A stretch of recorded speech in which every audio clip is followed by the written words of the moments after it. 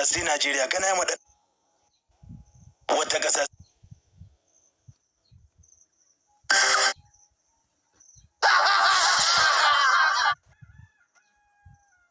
Assalamu alaikum wa rahmatullahi wa barakatuh.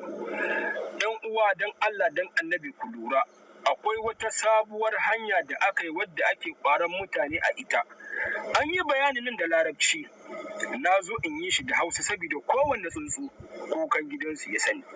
Abin da yake faruwa yanzu shine za a bugo maka a wayarka a ce maka in dai corona ta taba kama ka ka danna ragum wahid, idan corona ba ta taba kama ka ba ka danna ragum itnin, idan ka taba daukan allurar corona ka danna ragum talata, baka taba daukan allurar corona ba ka danna ragum arba'a, idan kuma kana so kai allurar corona ka danna ragum hamsa, idan baka so kai allurar corona ka danna ragum sitta.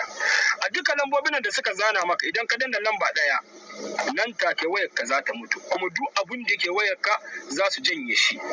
Account din bank ɗinka na waya za a janye shi, lambobin wayanka za a janye su, videos ɗinka za a janye su, fotunanka za a janye su, duk abin da ka sani a wayarka za a janye shi.